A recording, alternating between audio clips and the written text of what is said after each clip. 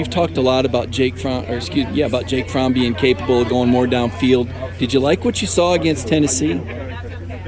Yeah, I liked it when they opened it up. I think for me, I'm a guy that really thinks Georgia has the chance to win it all. And I think to do that, though, is they have to be able to continue to put it on Jake's shoulders. And I think in the Notre Dame game, they knew they were the better team and they were playing not to lose rather than playing to win. And I think when you have a veteran quarterback like Jake, there's going to be certain times if you're going to win it all where you have to put it on his shoulders. And I think that was a time where I would have liked to see him open it up, because when they did, they went right down the field. And I think you're also seeing his receivers step up that are getting better every week. And also a few of those dudes are freaks and hard to cover.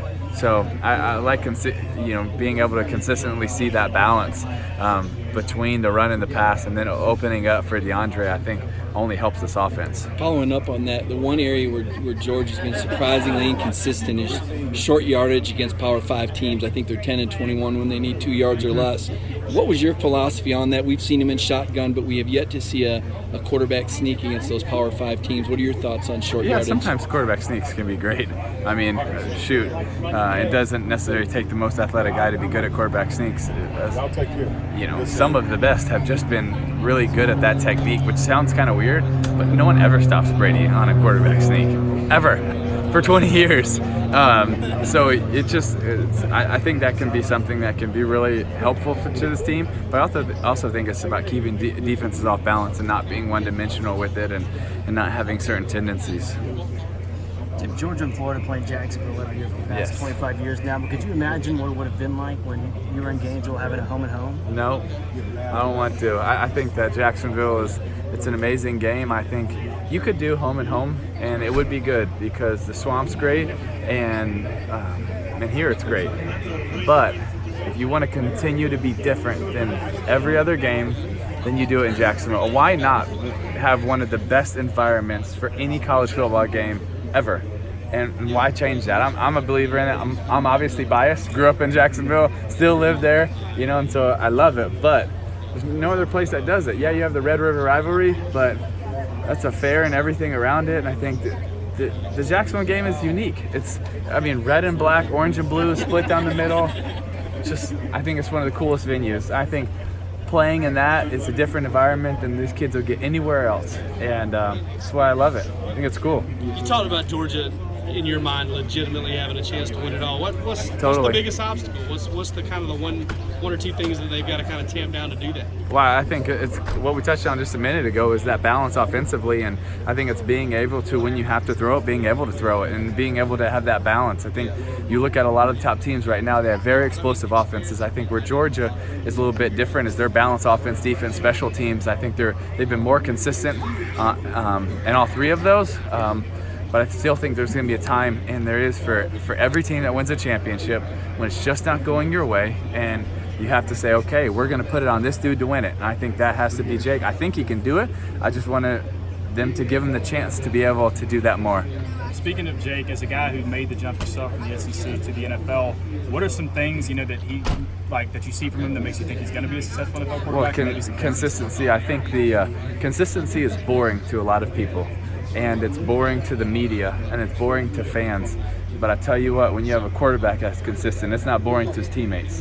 When you know he's going to show up and he's going to be consistently on his game plan, being a good leader, working extremely hard, being accurate, all these things, you got someone you can count on. And Georgia knows they got someone they can count on in Jake Fromm, and I think an NFL team is going to know that. And I think he'll be able to make that transition to the next level just fine.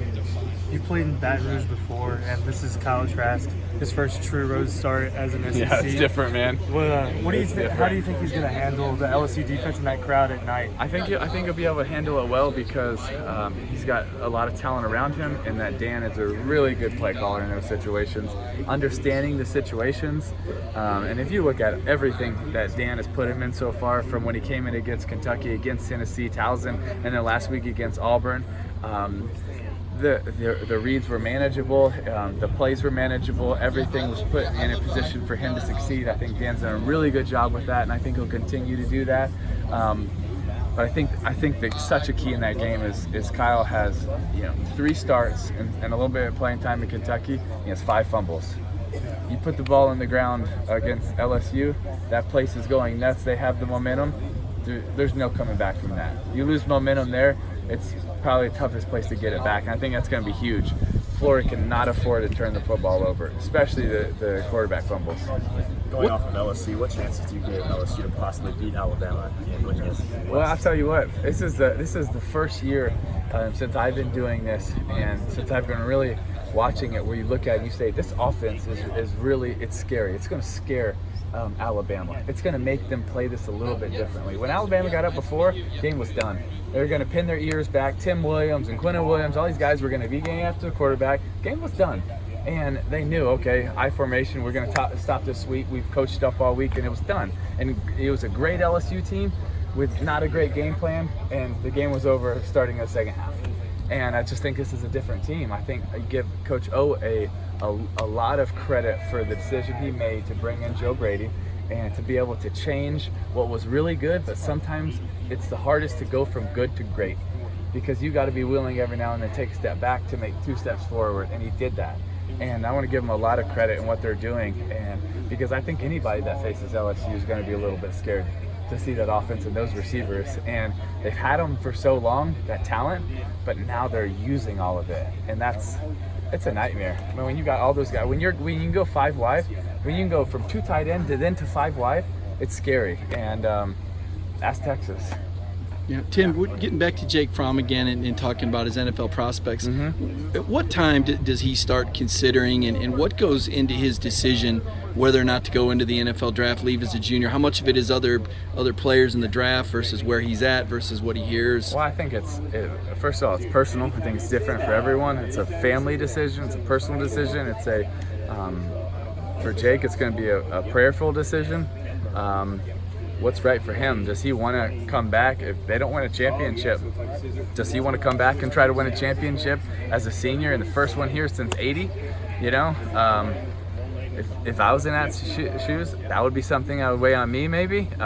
Does he think, hey, this is opportunity, it's life-changing money, I'm going to take this shot? So it just goes back. There's not one right decision. It's what's right for the individual. And I think Jake will, he's wise beyond his years. I think he'll pray about it. He'll talk to wise counsel, and he'll make the best decision for himself. How valuable is it to come back and enjoy that extra college year? I mean, you did both. You were in the NFL as well. Are you glad that you saw that through and had that fun? Oh yeah, I wish we would have won it again my senior year, but yes, I loved it. It was something that we embraced. It was the chance to win 3 out of 4, and so it was all of those things, and just for all of the leaders that year, for me and Spikes and Coop and all of the guys, it was like that final chance to go out with a bang. We didn't, but it was still a fun year. And how much did that final year help prepare you for that NFL career? How much better did you think you got in that season? That's a good question. I don't know. I mean, after playing 3 years, I was, you kind of already seen everything. I think more of the senior year wasn't as much to be prepared. I think it was more of what you wanted to finish with the guys you cared about and the university you cared about. So it's kind of a tough question to answer. Like Jake's after this year, he's gonna have seen everything in college. I mean, especially starting as a freshman and from the Rose Bowl to playing in all these different stadiums to the SEC national championships, he's seen everything in college. So I think the decision is more of what does he want his legacy to be here. When you look at this conference defensively, it seems like maybe Alabama and LSU not quite as dominant as they have been in the past. And they're not. Who's playing, in your mind, really good defense in this conference, and is Georgia in that conversation? Yeah. Georgia's definitely in that conversation and defense, and it's gonna be interesting to see down the stretch with all these teams going to the gauntlet. And I think the 2 toughest schedules for the rest of the year in the SEC are Florida and LSU, and how they're able to handle this gauntlet. But it's hard. But I tell you what travels first more than anything else is defense. And so when these teams are going to play big games on the road, that defense travels and shows up early in games. And I'm really excited to see how Florida's defense travels this weekend, because they were fantastic, and you got to give Todd Grantham so much credit. I think he's been one of the best assistant coaches in the country this year, and they had a really good Auburn offense, shell-shocked last week. And so I'm excited to see how they match up against Joe Burrow and others receivers. I think that's going to be one of the most exciting offense versus defense matchups of the year. I think Georgia's in that conversation. I think what they were able to do against a good Notre Dame offense. But I'm excited for a game in Jacksonville too. It's going to be a good matchup as well. And when Auburn plays Georgia too, it's going to be a fun one as well. Going off of that, with the not as dominant of a defense Alabama and LSU this year that they usually have, do you think that's a potential shootout with the offenses they have? Yeah, I think something we've never seen before. Well, I think the difference in the game now, it's so different than it was even 10 years ago because of the no huddle, of the fast tempo. There's so many more possessions in a game. So it's not always just that the offense is more dominant, it's also that the offense is getting a lot more chances. It also means the defenses are getting a lot more fatigued. And so it's just a little bit of a different game. And I think it will be more of a shootout than we've seen for Alabama LSU, and it's going to be really exciting. I mean, who's going to be able to create those adjustments to get off the field and stop third down conversions? Because I think what's different too is if you look at them, I think Auburn has the best receiving core in the country right now. It's unbelievable with Waddle and Ruggs and. It's ridiculous. And then you look at their running backs, and they're probably going to have 2 or 3 guys that go pro from. It's silly. And then LSU is getting up there too, and so I definitely think you're going to have a shootout where it's also going to be on the defensive coordinators to be able to make those adjustments to, win it 35-28, to win it 37-30, and be able to get those few adjustments and make those key stops. One more. Anybody? Yeah, or you go ahead, Mike. Sure. Yeah. All right. We'll just go ahead of the Georgia-Florida game this year. And Florida looks like they have a pretty solid team. Just what are you expecting from that matchup? I think it's going to be a good one. I actually, I think probably for Florida and Georgia, it will be the game of the year, the biggest must-win because they're both in the East. If Florida loses to an LSU this week, but they're able to beat Georgia and Jacksonville. And then run the table, they're getting in. I think vice versa. I think it's a game of the year in the East. I don't really think there's another one that's even close as important in the East. So I think that's going to be a really exciting game. I can't wait to see it and be there for it. Thank you so much.